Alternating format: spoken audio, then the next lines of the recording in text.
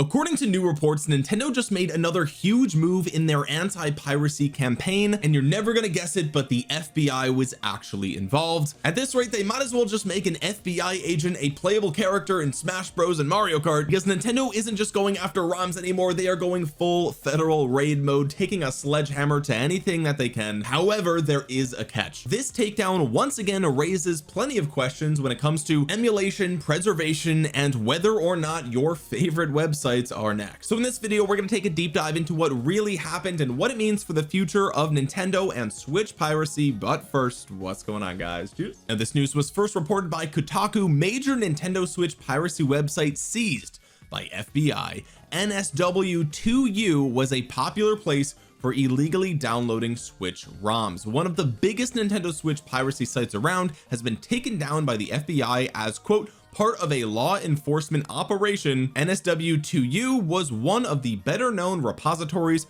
for Switch ROMs online, allowing people to play games on hacked Switches or emulators on PC without legally purchasing the games themselves. It was only a matter of time, ladies and gentlemen. Nintendo sniffing it out, and once a website gets too popular, it's gonna go down. You know it, I know it, everyone knows it. In fact, if you go to nsw2u.com right now, it says this domain has been seized by the Federal Bureau of Investigation in accordance with a seizure warrant issued pursuant to 18 U.S. Code 2323 issued by the U.S. District Court for the Northern District of Georgia as part of a law enforcement operation and action by the FBI and the Fiscal Information Investigation Service. GG, ladies and gentlemen. Now, the FIOD is apparently a Dutch agency that investigates financial crimes in the Netherlands, and they were also involved, as you can see right here, the FIOD. According to users on the Switch piracy subreddit, I can't believe there's just a subreddit for Switch piracy. Like, y'all are begging for it, bro. Y'all are really begging for it. Reddit is a publicly traded company, okay? Nothing about using Reddit is safe or secure or private or anything. I don't care if you have a throwaway account, they know where you live, bro. Anyway, it says the site was still active earlier today, with many claiming to have downloaded games within the last few hours. The NSW2U sites were first added to the EU piracy watch list back in May of this year. Damn, so they moved pretty quick, to be honest. I mean, this is July, so 2 months after the EU started watching it, it's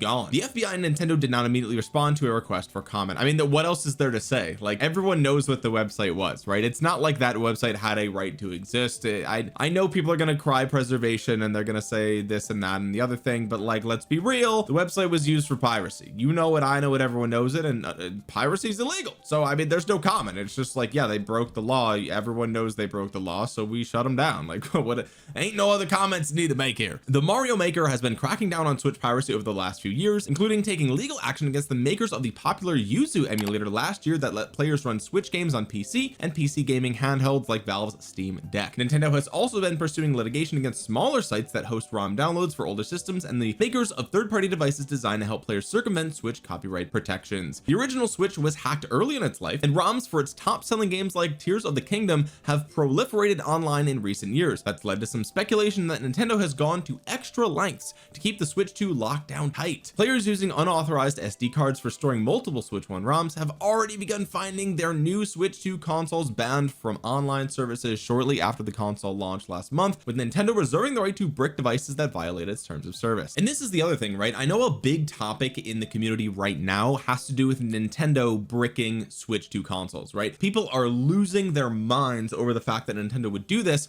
but like, the reality is, like, look, I mean, what do you really expect is going to happen when you pirate their content, right? Like, you think they're just gonna like sit around and let you do it? Like, oh darn it, they got me. Oh shucks, like, we're just gonna take that and just let you do the illegal thing without responding at all. Like, come on now, buddy, what do you think? This is the most logical outcome. Anyone, like, how could you not expect this to be the case? That's my opinion. I mean, like, do I want them to brick consoles? No, ideally I would love it if they just never did that, but like, who could possibly be surprised at this, right? Like, the only people shocked here are probably under the age of 16. Like, you don't know how the world works or whatever. Like, what, you can't just pirate things out in the open. What do you expect? Let's take a look at what r/piracy Pirated Games had to say about this. Once again, y'all are some bold boys for doing that. Posted on here, bro, this guy says that's why I have 10 plus terabyte external drives to store everything I want to play at some point. Oh god, that's just so much data and so much work, and I've worked in tech before and I've seen way too many failed hard drives. I would just feel so bad going through all this effort just to have it deleted one day because of some random data corruption or something. The way they don't take actual harmful crimes this seriously, and that's the thing, right? I think that's what gets people so mad about these things. It seems like whenever there's a massive financial incentive behind something that, you know, the government can get behind, it seems like those are the things that they prioritize. But on the same, you know, in the same vein as that, you know, these are things that, like, there's plenty of things that the FBI does that we'll just never know about. Like, as regular citizens, we won't know about it and we have no need to know about it, and it's like, why would we know about it, right? So these things, I mean, stuff like this is public, right? Like, this is a website that people would visit,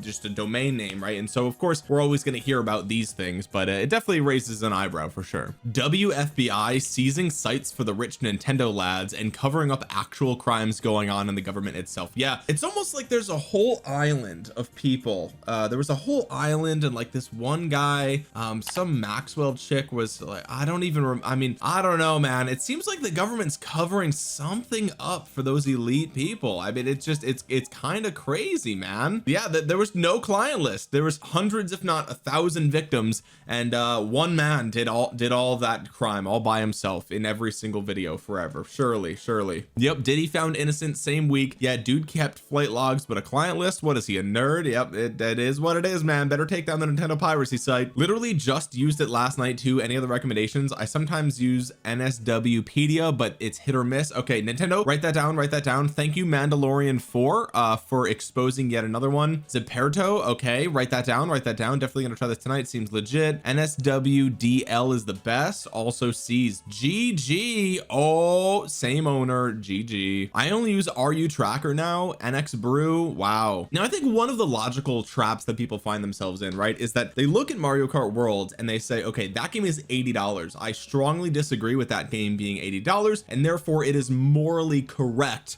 or morally justifiable to pirate Nintendo software, right? That is, I think a lot of people fall into that bucket. Either that, or they simply just don't agree with the law, right? They just do not agree that that software is something that you should have to pay for, because it's just ones and zeros on a computer somewhere. So I mean, it is what it is. Why would you pay for that, right? And you know, beyond that, people always point to the game preservation thing, and I can understand that as well. The thing is though, like, look, I don't agree with Mario Kart World being $80 either, right? But that doesn't mean I can break the law. It just, as much as I disagree with it, it doesn't mean I can break the law. And so when the FBI takes down these websites, it's like, it's still a no-brainer, right? Obviously. I mean, these websites do legitimately hurt Nintendo in certain ways. I mean, this was, do you guys remember back in 2023? This was May 2nd, 2023. Tears of the Kingdom leaked online before the official release. As you can see here, a pirated version of the much anticipated game has been distributed online, and the game was set to launch on May 12th. So literally 10 days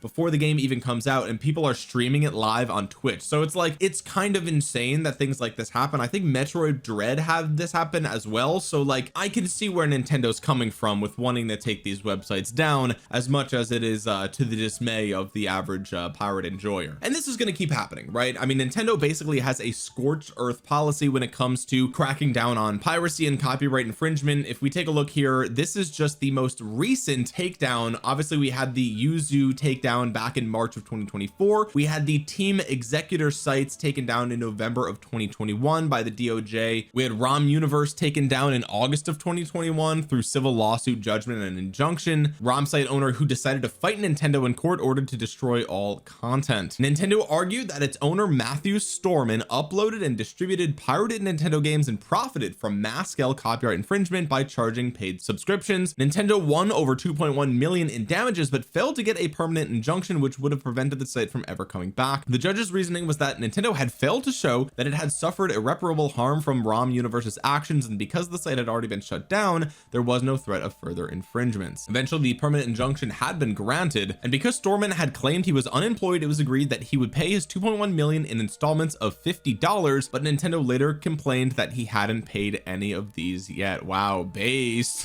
This dude goes, damn, end of an era. Honestly surprised they lasted that long. Been using it for years $70, not sure where I'll get games now that tinfoil ships are dead. Yeah, it's actually really interesting going through this subreddit and seeing the perspective of people that just openly admit to pirating. Like it seems like they feel like they have a right to piracy. Like they think that they're just should be allowed to pirate stuff, I guess. I mean, like, look, I'm 30, okay, so I remember LimeWire, I remember BitTorrent, I remember FrostWire, I remember Pirate Bay. I think Pirate Bay might actually still exist, I have no idea, but the point is, like, been there, okay, I've been there. I know there's people where these people are coming from, but like at this point, like, it just seems weird to be entitled to a crime, right? Like why would you be entitled to pirate things? Like, I don't understand. I guess the argument is that it's like a victimless crime, but like by the same token, like, I don't know, I guess there's an interesting argument to be made there, right? Because, you know, on one hand, it's like, if you pirate Tears of the Kingdom, then you're not giving Nintendo $70, right? And so therefore Nintendo misses out on $70. But on the other end, it's like, well, how many of those pirates would actually have even bought the game with their own money to begin with, right? Like, it's possible that they're just downloading it just to try it out and they don't even like the game, and so they don't even play it, right? And so, you know, in the real world, that $70 purchase may have simply been a return, right? They would have bought the product, not liked it, and returned it, right? So I do think that there is an argument to be made there that, like, you know, there's probably you know, overlapping circles when it comes to people that wouldn't have really bought the product anyway and people who pirate the product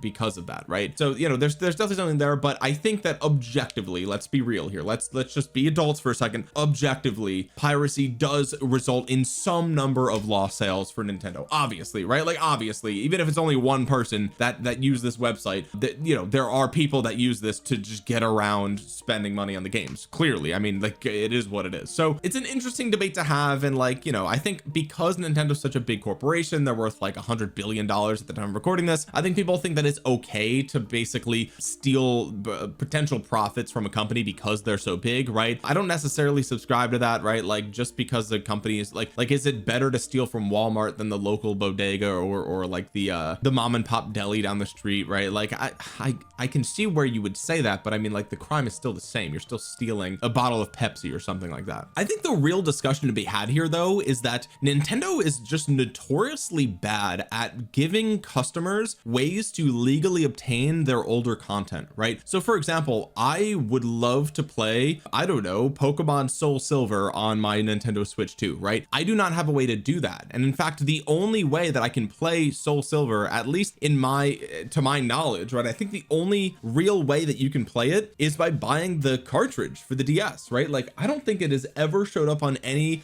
eShop or Nintendo online store or anything for download. They've never re-released it, they've never remastered it as far as I know. So if I want to play Soul Silver, my only choice is to go to eBay and spend a minimum of $40 on the cartridge itself. By the way, most of these are fake. Like, this one is, can almost guarantee you that's fake because I have the real one in my possession. Yeah, that is mega fake. Okay, it is mega fake, very, very clearly fake. The gradient is not supposed to have white around the Pokemon logo. The gradient actually, yeah, I can't actually, super bad. The cartridge isn't even the right color. The genuine ones are black, right? This is clearly gray. So, and this is kind of my point, right? My only legal way that I can play this game is to spend like $50 on the game, and this is on eBay, and I have to risk the fact that it might not even be real, okay? And then you also have to have the original hardware, so you need to have at least a DS, DS Lite, DSi, something like that, 3DS, right? And you also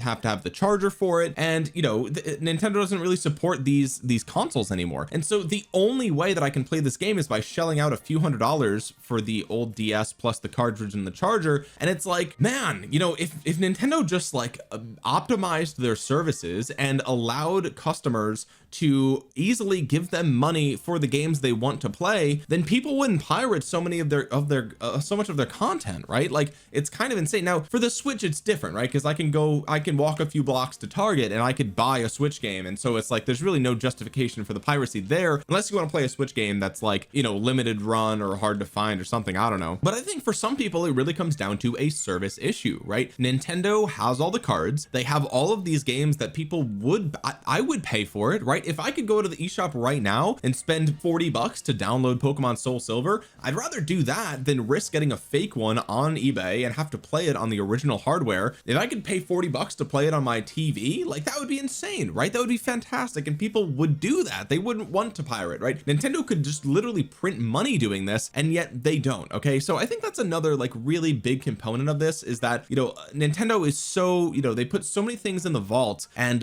it just sits there for so long, and you know, we're talking about Pokemon Soul Silver. Surely that will come down the pipeline at some point, right? Like at some point we'll get a re-release or a remake or something along those lines, right? And it'll satisfy the consumer. But there's plenty of DS games that are like very obscure, that are lost to time, and you know, it might be just easier to pirate it, right? And you know, it is what it is. Now I don't condone doing that, but at least I can understand from a consumer perspective that there are arguments to be made here where like it's kind of in Nintendo's court, like the ball's in their court. You know, they could do things to reduce piracy in a way that's like effective and is consumer friendly and makes them money at the same time. So I don't know why they don't just go that route, but anyway, I just wanted to cover this today, guys. NSW2U is taken down, so if you have been using that website, then GG, and honestly it's only a matter of time before alternatives are going to get shut down as well, most likely. I mean, again, Nintendo has a scorched earth policy here,